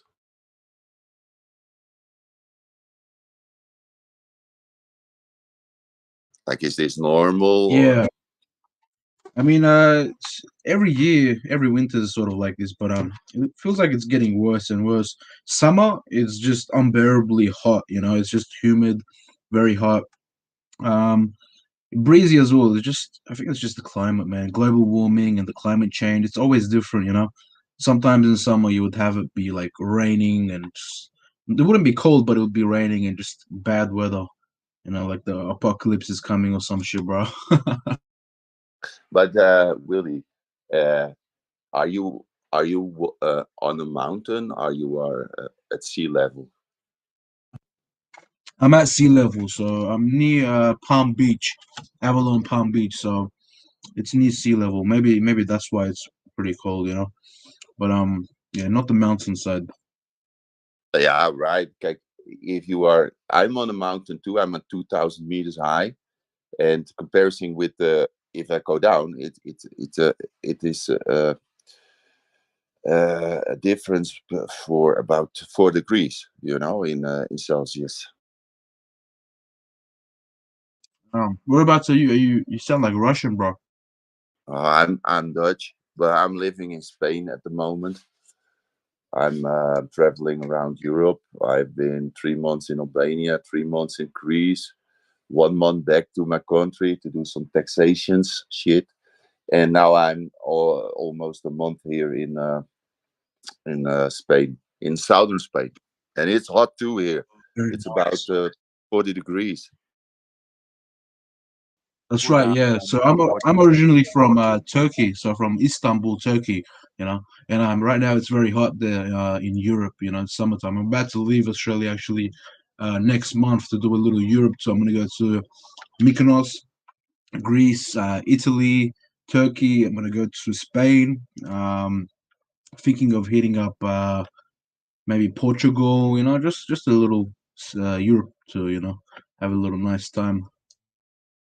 In Portugal are great, just fucking great. I've been there twice in the last 6 months. I haven't been there before. It's my first time going, but you know, it's nice to explore. I love doing that. Just leaving, exploring, and you know, seeing different cultures, new things. The food is the best, bro. Cultures I recommend Istanbul. It's like a mix of so many different cultures. It's amazing. Why you Yeah, are, I really Wonka, why you are in Australia where you are Turkish? What did you when what decided you to go to Australia? so I've been here since I was 6 years old, bro. So I left Turkey when I was about six. My mom got remarried to someone, you know. He was Australian, so we've basically moved here. Um, And yeah, man, I've been here all my life, so I've got my Australian citizenship and whatnot. But I'm really grateful that she did something like that because right now the economy of Turkey is really bad. Like it's corrupt, man. Like the dollar used to be equivalent to the TL, so the Turkish lira. It used to be 1-to-1 ratio, but right now it's like 1-to-12. Last year I bought about 4 properties in Turkey, right next to the water. Nice apartments. Only cost me like $20,000. Other one cost me $30,000 because of the rate, you know, 1-to-12 ratio. So I mean, I'm really glad that I actually was here, or else I don't know what I would be doing right now in Turkey, man. Effective Build up inflation, your own everything country. is 5% when I was there. It was insane. I mean, to go on a holiday and you know explore and enjoy yourself, of course, man. It's just the place to be. Here is like it's pretty depressing to be honest, man. Everyone's just stuck in that 9 to 5 routine and work, work, work, and there's no happiness, no joy. It's very simple. But then you go to Europe and other countries like Thailand or everyone's happy. It's different. The vibe is different. I think that what you describe now is more or less a behavior in the Western part of the world, what we call the West. Because if I see it where I'm from, Holland, it's the same. The work from 9 to 5, 5 days a week, year after year after year, and get exhausted. But if you are here in southern part of Europe, they're more relaxed, yeah, because of the heat and the warm, I think, and just more outside also because of the good weather. So yeah, there's a difference. Which more free days in the south of Europe, because I think in Spain especially there's some regions where almost the whole of August is mandated half-day working, even for some office workers, from what I remember. True, That's definitely true. great. Yeah, that's true. And what I read here now, and I was amazed about it. If you compare it with Holland, they have free from school 6 weeks, maybe. Here, 3 months. Turkey, it's 3 months as well. Summertime holidays, it's 3 months. In Australia, it's about 1.5 months. But man, I haven't been in school for like 10 years. I've actually been retired for the last 7 years thanks to crypto. I'm so grateful that I got into crypto, man. I have some sort of I'm living in the northern hemisphere in Europe, but I have some respect for the way how the south deals with this stuff. I think we're conflating hard work with working longer, and I think that's a misconception. Depends, right? Depends on your job, right? If you're a sales guy, maybe you do need to work longer to get more results. I don't know. I don't work in sales. Or if you're construction, probably you need to put in more time, but in some areas that's just not true, and it doesn't make sense to push the 9 to 5 and minimize the amount of holidays or free days you got. You need to refresh yourself, prevent burnouts, especially since I work close with engineers. I see this issue a lot: burnout causing absolute fucking mayhem. And I'm hoping that's what happening with Pulsechain, but I can imagine that huge amount of pressure and time spent isn't really helping. You got to give people a little bit of off time and allow them to refresh themselves, come up with new ideas, come back to work. 5 cents. I mean, there's just this cycle that's been built in by the governments, where it's like a triangle. It's like what society has built. It's just you study, you work, and then you try to pay off a mortgage for a house, and that's it. You know what I mean? You're trying to pay off a mortgage. You're just stuck in that chain, that cycle, and it's just so hard for people to break out of that. To see the bigger pictures, and no one's able to actually do what they love or to enjoy their life. People are getting retired at 50, 60 and trying to enjoy their life, travel, and they don't realize that you just don't have any more time left. Time is so valuable because, like we're only here once, and wasting your life away trying to pay off a mortgage, working 9 to 5 every day, it's torture, man. That's slavery for this contemporary time that we live in. That's what I see it as. But I think a lot of it's the people only have. choice. Go ahead. Help yourself. It is slavery, and we also have to pay for the mass immigration to our countries, and that's billions of crowns every year. Yeah. I mean, the number one goal is just financial freedom so we can do what we want, and enjoy our life.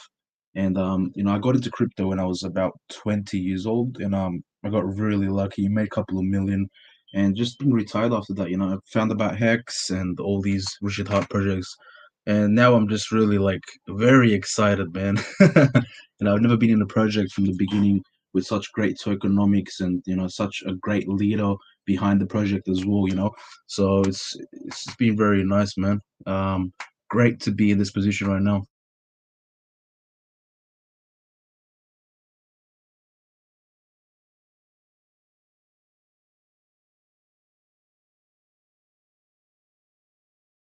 Or feel too hot in Spain, just go a little bit west, go to Portugal, stand in the wind. You'll cool right the fuck down.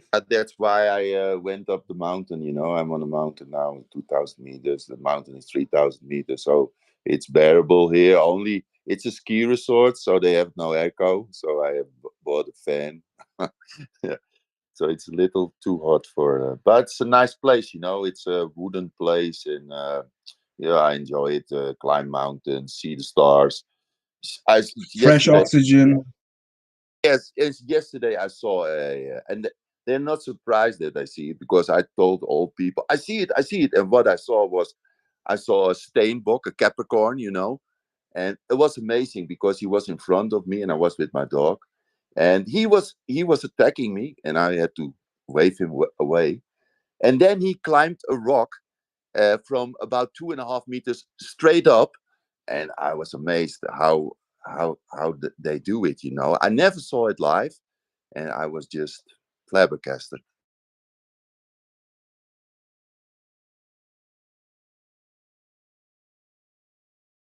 It's crazy, man. Just being in Mother Nature, you would probably have so much fresh oxygen. Your lungs would be cheering. It's nice being up on the mountains like that. I wanted to go to the Swedish Alps, with the snow, and they have like this river floating down the mountain, and they have cabins where you stay in, like the wooden cabins you're talking about. And I seen it in some videos, man. It looks beautiful, honestly. That'll be nice. Nice fireplace, nice food, chilly outside. Yeah, man, that's the life. Yeah, and I've been in several places. I was in Albania too. It's very poor country. If you buy a coffee there for 40 cents on a terrace. So, but the people, wherever I went, people are very friendly, Friendly. very helpful. And no matter where you are, here in Spain too, the negative thing here in Spain is they don't talk English, so it's a little bit difficult to have contact with them. But in Greece, very helpful, very friendly. Albania, very friendly. It's amazing how people all over the world are just friendly dudes. Friendly woman, friendly man. I agree with that on Albania.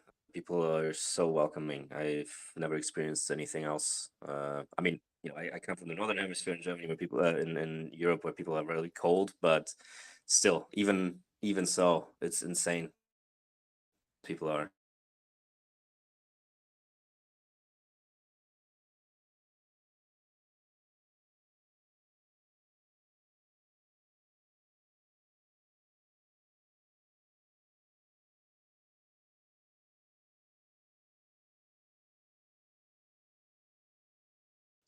Yeah, for me, it was Thailand. Like the most friendliest people I've seen, happiest people I've seen, was in Thailand, man. I mean, they don't have much, but everyone's just happy. They don't care about that. Everyone's just happy and grateful, I think.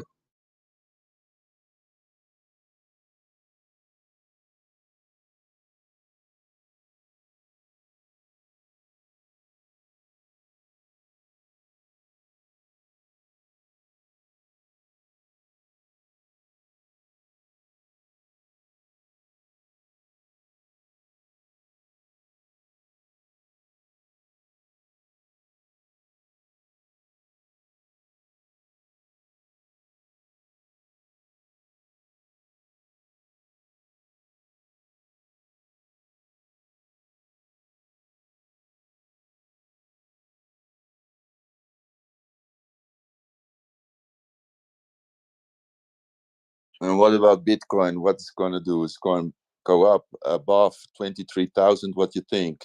Or can we go down below 17,500? See, bro, I've been in this mindset for the last 8 months. I keep thinking it's gonna go up and then it goes down and then it goes down and it goes back up. And it's just been that cycle of going up and down, 19,000, 30,000, 40,000, and then drops back down. Yeah, it's just been a horrible bear market. So right now, what I'm doing is, I'm just listening to Richard Hart at the moment because, I just have no clue what the hell is gonna happen with Bitcoin. He's called 11K bottom, and usually he does get his predictions right. He always calls the top and the bottom. So I don't know though. It's really hard to just say, okay, I'm gonna wait for that 11K. It's really hard, even though okay, he's very smart and all that. But I don't know. I don't know if it's gonna go to 11K, to be honest.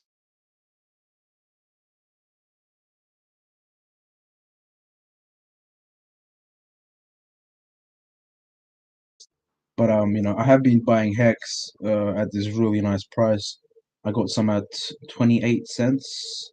Got some at sorry, not 28 cents. Sorry, at 2 cents, 2.8 cents. Sorry, and I got some at 3 cents.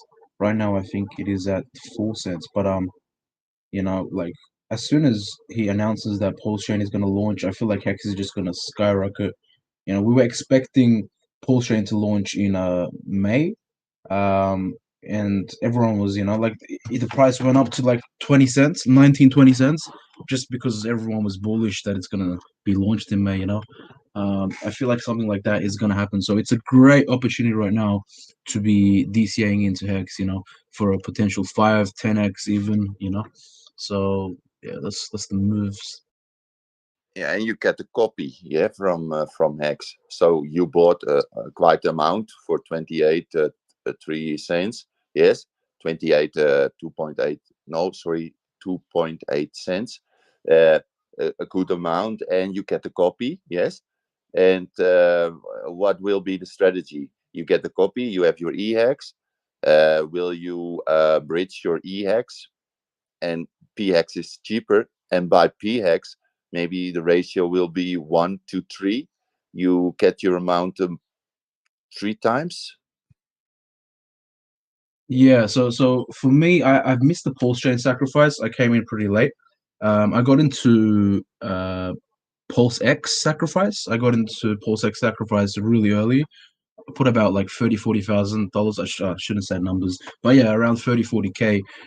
So my strategy right now is trying to accumulate as much Pulsechain as I can when it launches. So my only option right now is to buy Hex. I've DCA'd in at the prices that I told you.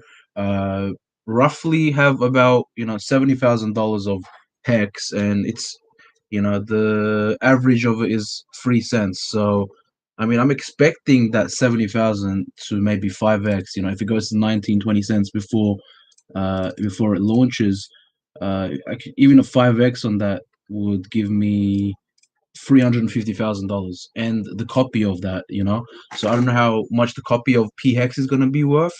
I don't know if it's going to be 1-to-1 ratio, maybe 1-to-3 ratio, but still, it's pretty good. Like it's a free copy and it's worth something. So I could have $400,000 bag, and I'm gonna DCA into Pulsechain over the first month or two. I'm gonna wait a couple of weeks before I do start buying. Because usually what happens is it skyrockets and it drops back down below what it did start at. And yeah, just hold it permanently, probably for like 2 years at least. That's my goal. You have been early in crypto, so you make your money. So you said already you have your millions caught up. Yes, so you can spend some money and invest some extra, and that will return to you in a couple of weeks, and that's already a lot of money, right? Exactly, yeah. Like I'm already set with all the moves that I did make in the past. Crypto, I've been in for like 7 years. Um, But yeah, man, just this is gonna probably be my biggest investment so far. It's always been, like 20, 30,000. Max was about $50,000. Right now, like the move that I'm making, that 70,000 could 5x into 350,000, and then the free copy. I don't know how much it's gonna be worth, but let's just say 400,000-500,000. That's $500,000 that I'm going to invest into Pulsechain and just literally ride it out for at least a year or two. I mean, the possibility of what could happen where 400,000, even getting 100x on 400,000 is $40 million. Like I wouldn't have to do anything again. But the predictions are 1,000x or a 10,000x. I mean, if it was something like that, then that's just like fuck you money, bro. I would probably like lose my mind with that much money. I will visit you when you get that far. And that's why I wanted to go to Portugal, as it's tax free. So I'm trying to avoid this tax paying situation with with the gains. But yeah, I think Portugal was the place to avoid that. Yeah, there are some countries they are very good for crypto. Portugal is one of them. The Netherlands too. Germany too. But Portugal will change. There was no taxation on crypto, but probably it will change in about 1 to 3 years. They make new laws. Yeah. So we're gonna hurry up with Pulsechain launch.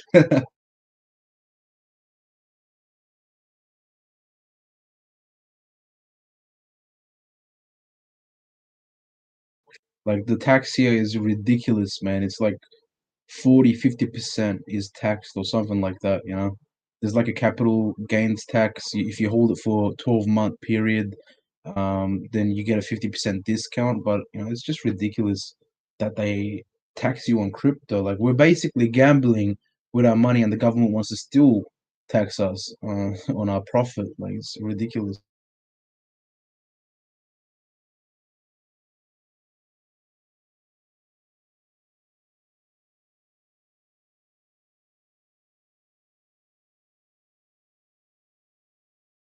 Yeah, it's time to leave then. If the taxation is that high, but you have your family over there. You speak Turkish, Mariba. Merhaba kardeşim, nasılsın? Yeah, my family is actually in Turkey.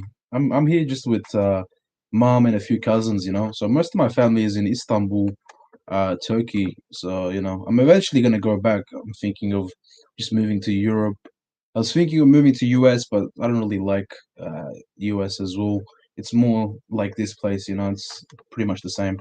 But I was thinking of moving back to Turkey or you know, get a house in Mykonos, Greece, and just travel around Europe, I guess. I mean, Europe's just beautiful, man. Everywhere you go in Europe is just beautiful. Switzerland and whatnot.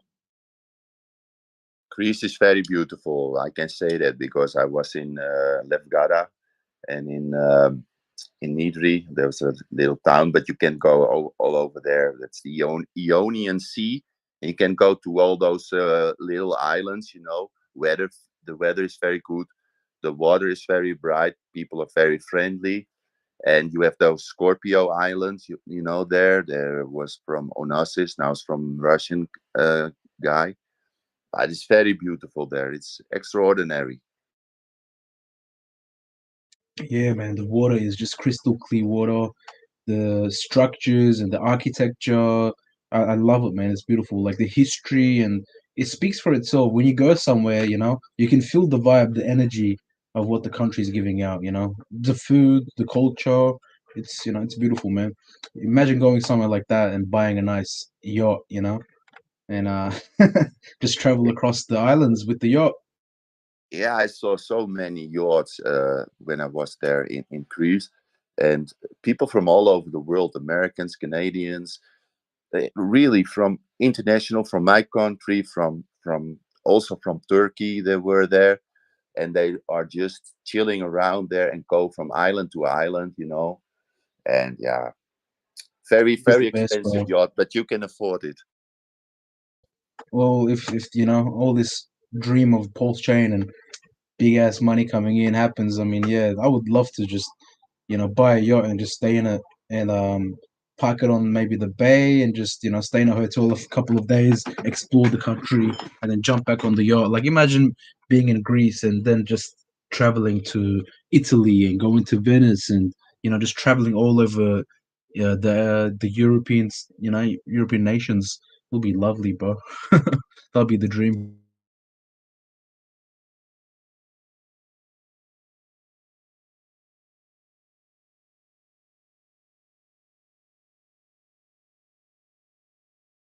I worked with a lot of Turkish people because they emigrate everywhere. You know, also you've been to Australia, but they are also in the Netherlands, and I was in construction. I worked with a lot of Stukas, you know, from Turkey, and they're very skilled guys. Yeah, man. I mean, yeah, there's a lot of Turkish people here as well. I guess we've just migrated everywhere.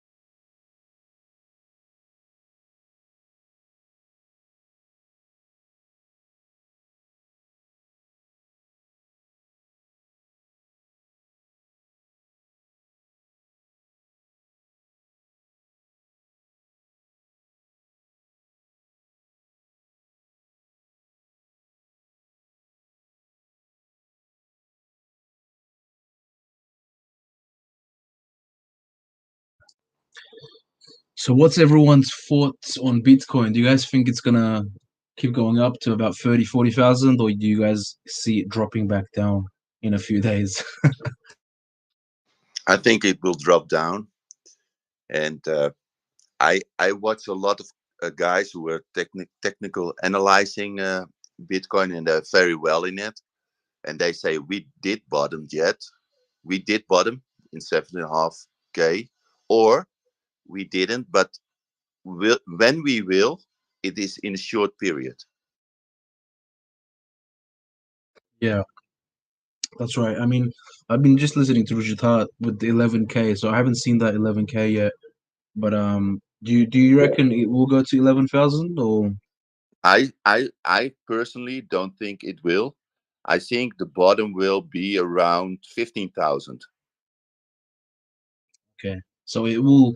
So yeah, it still will go down though, right? That's what I'm, because it's not over yet. I feel like the bear market's not over yet, man. Yeah, it is a bear market for already a year, yes. And will it go down? Will it go up? If 17.5K was the bottom, yes, we were in the bottom, and that's already a month ago, eh? And we have not went back to that bottom. So likely it can be Personally, that we I have wouldn't bottomed focus so back much on already. the exact bottom. I would focus on the range. We are already in the range that is, you can consider close to the bottom.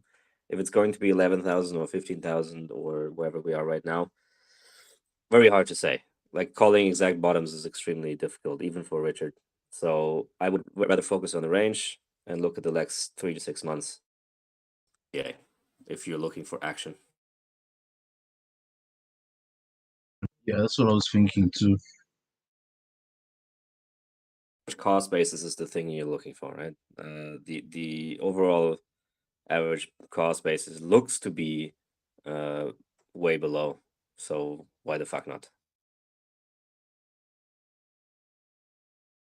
In the end, then the other question that you have is how long to wait, and that could be anything from freaking, I don't know, 3, 8 to 16 months. We don't know. And a lot of other factors as well, right?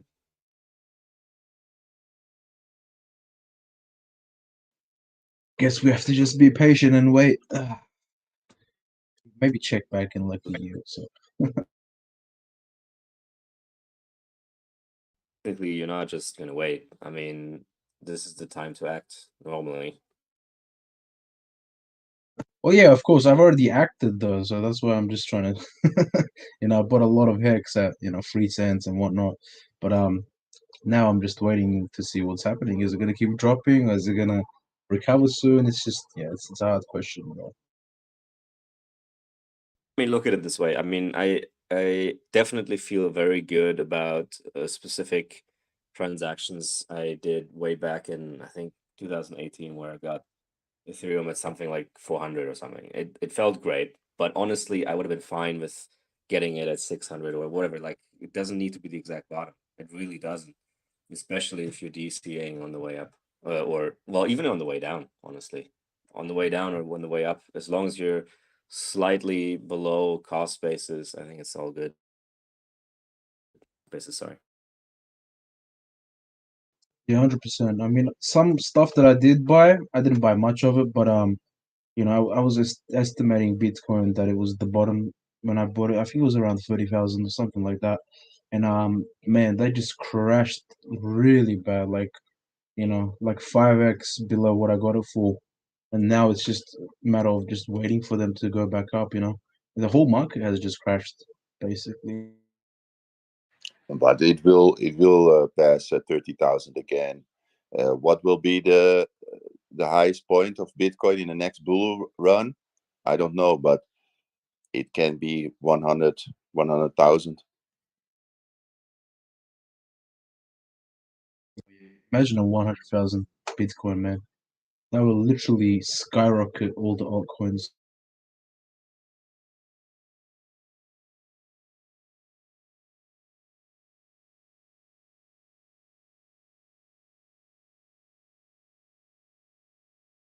Someone said earlier that they're not seeing any capitulation. I would absolutely disagree, though. I think, especially in Bitcoin, we've seen just very recently probably the largest capitulation event since I think 2011.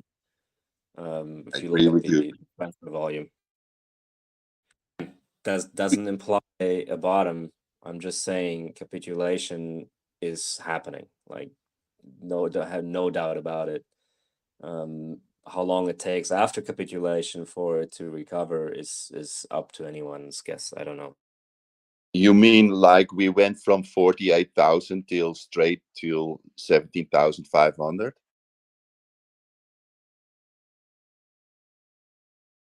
That's the result, but the transfer volume in Bitcoin, a huge amount of losses there.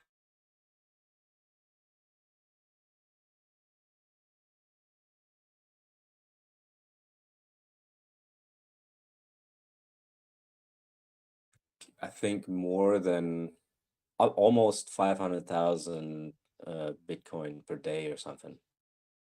Pull up the chart. I think it was Glassnode that reported on this. They always have pretty good alpha.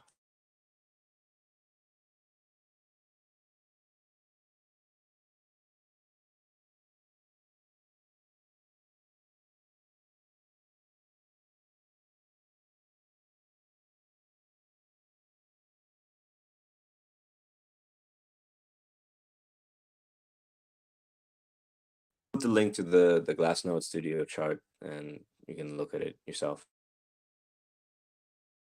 Thank you.